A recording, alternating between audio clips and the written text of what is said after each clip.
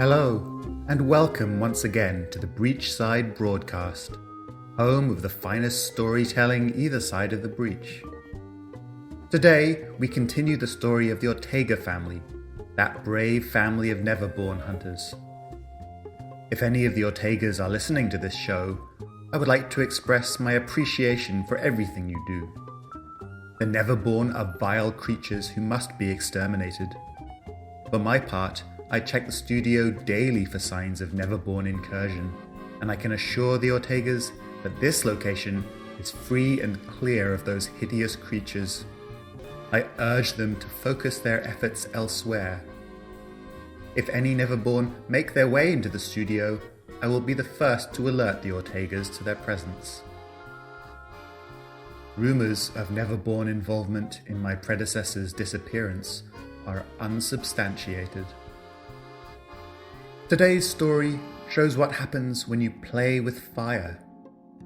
As any child knows, you end up getting burnt. Anyone engaged in investigatory work around this studio would do well to remember that. You know who you are. With that being said, the warmth of a crackling fire is lovely at this time of year. I encourage you all to curl up in front of your fireplaces and enjoy today's tale, Latigo and the Inferno. But first, a word from our sponsor.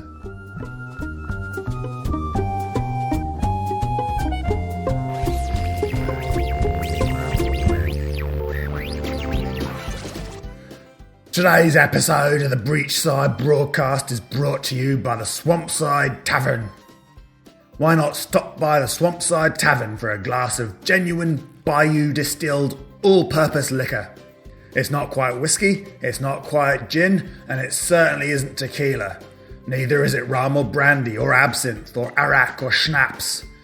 To be honest, we're not quite sure what it is, but it does the job. The management takes no responsibility for blindness resulting from consumption of all-purpose liquor.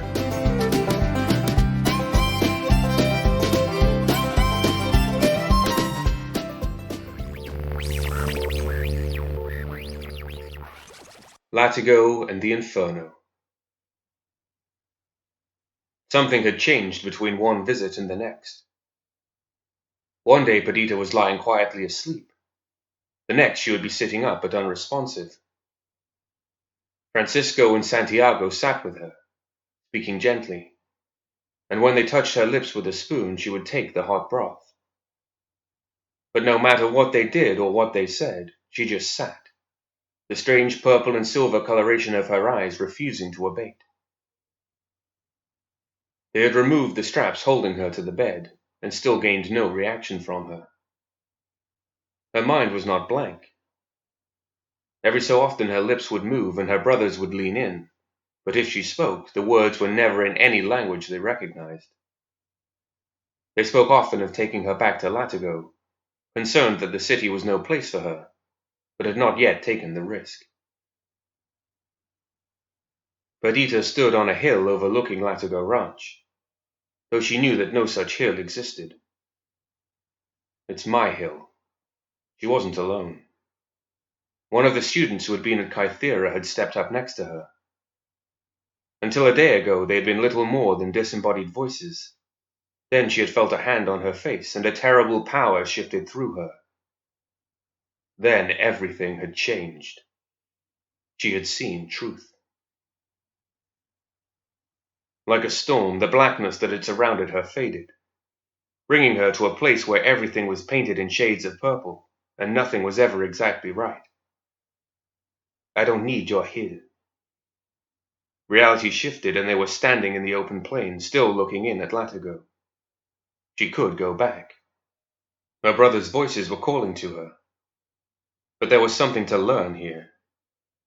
She turned toward the bayou. Even at this distance, she could see clearly that it had grown even more primordial. It was somehow denser, and strange purple vines hung like snakes. There's nothing for you in there. The boy took a step after her, but that was already too close to the trees for his comfort. She knew he had been the one. He had warned her that she wasn't ready for the truth she must grapple with soon. Go home, Predita. If she would not listen to her own brother's pleas to return home, why would she listen to this shade? She took a few steps toward the bayou, and the trees rushed closer, surrounding her in a single step. With another step she was deep inside the swamp, further than her family had explored before. She should have been afraid. There were dangerous things in the bayou, and she knew in the certainty of dreams that she was near the hag's territory.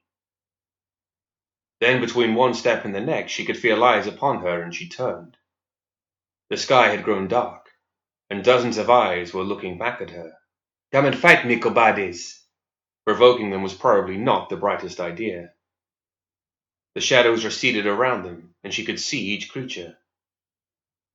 They were a dozen times taller than the largest Neverborn she had ever fought. She craned her neck to meet their gaze, and she widened her stance in defiance. Though she had never seen most of them before, they felt familiar. Predita slid her hands back on her hips, grateful to find that even in her dreams she carried a trusty peacebringer. If they had all attacked at once, even she could not stand against them. They approached one at a time, like some backyard showdown. The first to approach was one she recognized. It was one of the creatures from the pit, but where the others had been the size of humans, this one hulked dozens of feet into the air. The machinery on its back huffed as it worked, though there was no steam. Its body swirled with a purple-silver sheen. She turned, long hair swinging behind her, and took a heartbeat to aim, then squeezed the trigger. She swore. "Dita?" Santiago was sitting by her bedside, and he leaned in. The curse was the first understandable word she had spoken since her dreaming began. Francisco looked over from beside his customary brooding window. "Predita, can you hear me?" It was rare that both brothers were in the city at the same time, but they were both glad that Francisco had put off his return to Latigo. The darkness consumed her, choking her. Her eyes grew darker. Her pupils erased in the purple-black.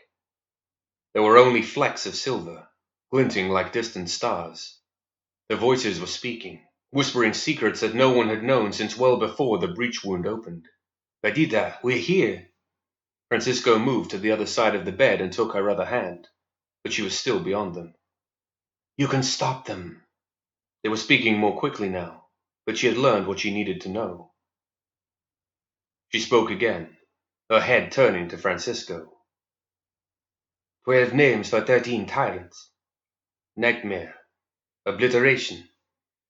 Her hands tightened against her brother's and her eyes closed. She looked almost normal, but her voice was deep and emotionless. Plague. December. They leaned in, desperate for each word. She could still hear them, like a distant echo that did not fade. Gorgon. Chezul. Fortune. Each name struck Francisco deep in the chest. His sister was still facing him, and though her eyes were closed, it felt like an accusation. The dragons. Despair. Her will pressed against them, drove the darkness back until she had space enough to breathe. Space enough to remember who she was, and her purpose. Meridian and witness. Her eyes opened and she turned to speak to Santiago. Cherufe. The sky left her eyes. She was their sister again. Creed, we can save her. We have to leave now. Her voice did not crack or waver. It was as if she had never slept. Francisco looked to Santiago, but he gave one of his damnable shrugs. Wearing only the thin hospital gown, she slid from the bed and reached for Santiago's holstered gun. He grabbed her wrist before she could draw it. Surely there's enough time to dress first, hermana. Predita looked at him, then at Francisco. Her eyes closed as she tested the truth of his statement. Barely. There had been a clean set of clothes for her already folded and ready at the hospital, since the family had never given up hope that she would wake. With her wide-brimmed hat and a peacebringer at her hip, Predita felt complete once more. They began the ride back to Latigo on horseback, Predita riding double with her older brother. But they barely made it out of the Malifaux gates when a large shadow fell over them. Don't shoot. They pulled up their horses and Predita dismounted. The creature landed. It was longer and thicker than a horse, with the head of a beast, though its jaw was split along the mandible, allowing it to bite a much larger target than any canine.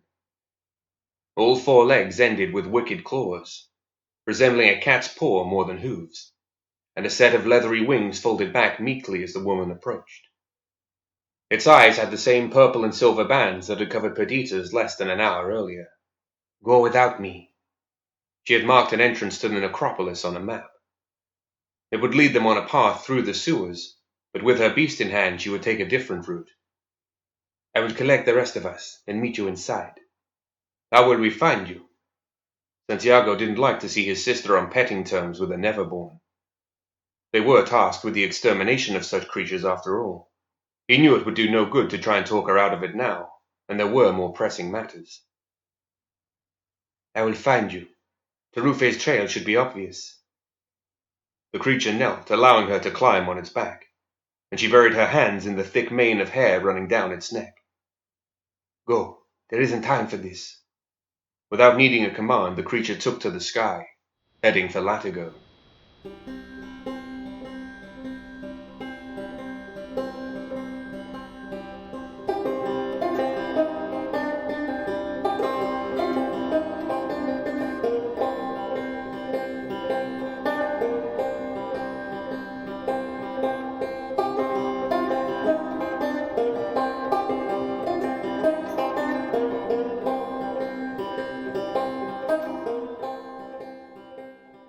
"Obvious, right?"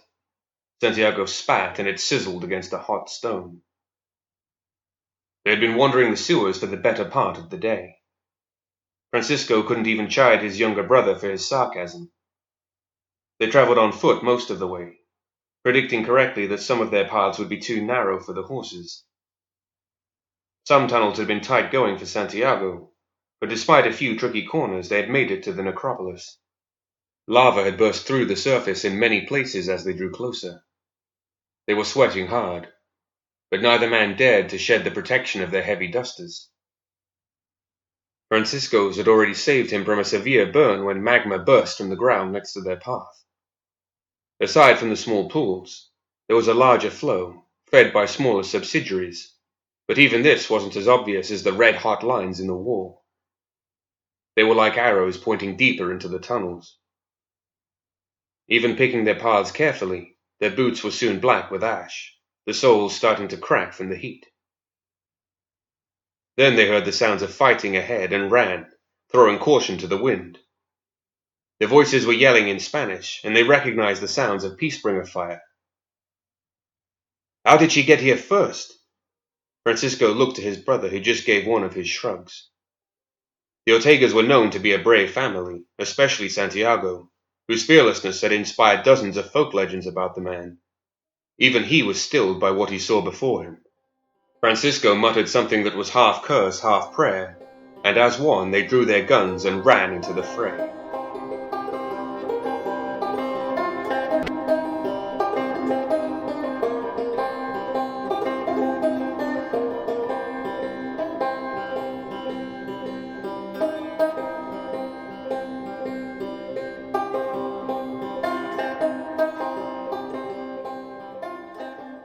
It had taken all her strength to prevent Cherufe from killing the most loyal man she had ever known.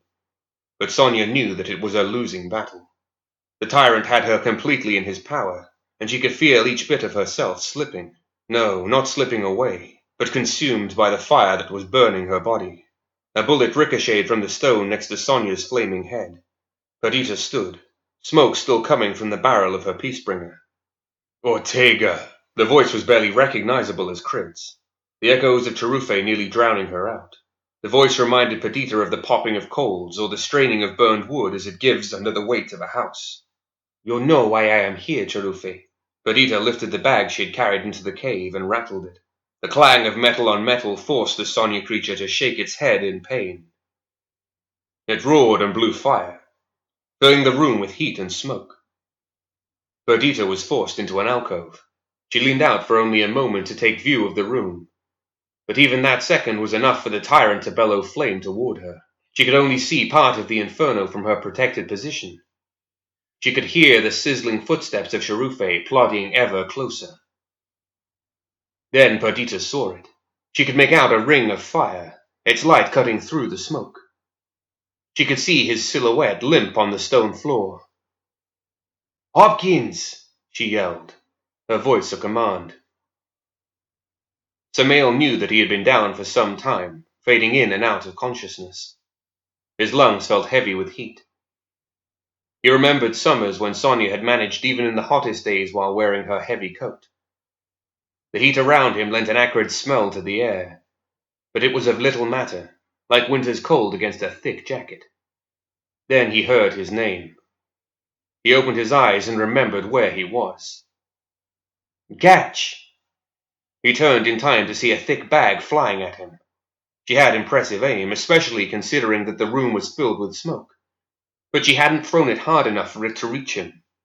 The bag rolled on the floor, causing Cherufe to howl in protest again, and stopped inches away from Samael. He loosened the ties and looked inside. He didn't like it. It was a betrayal to the woman who was Sonnia, but he knew that if she had been there, she would tell him to do what needed to be done, and he knew what that thing was. He stood with Sonnia's heavy sword in one hand. The other gripped the object hard as the bag smoldered away to nothing. It was a silver steel mask, like he had used countless times. It was more elegant, though. Light silver chains and smooth contoured features would make it less punishing to wear. Cherufe blew flames at him.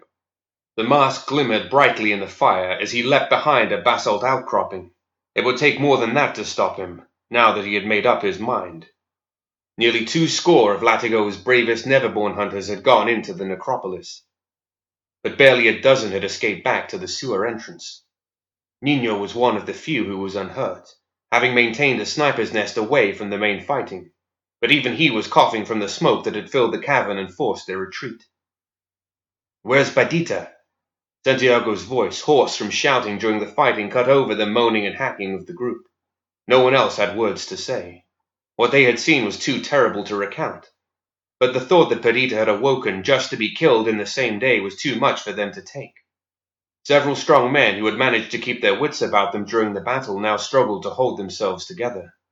"If she were coming, she'd be here by now. There's no way she—" Francisco spoke quietly so only his brother would hear him, but the crypt quiet of their kin made it impossible to speak and not be heard. "She is here now," Predita spoke, and it took her a moment to come into view. She and Samael were carrying Sonnia's body between them, an arm draped over each of their shoulders. Sonnia's red hair hung down over her face, and between the strands they saw metal where there should be flesh. Tied around her wrist and resting over Samael's shoulders was the wire frame of a lamp, burning bright, though there was no clear fuel source.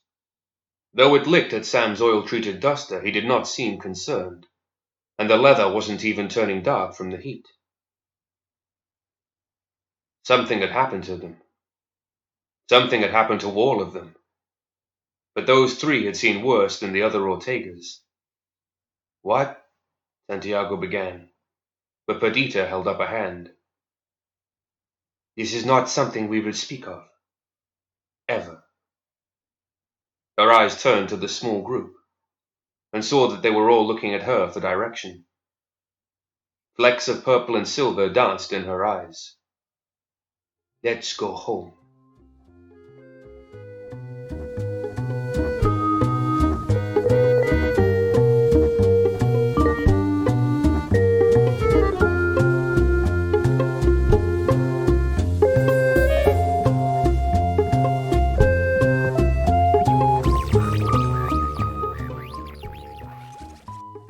Will that be all for the Ortegas?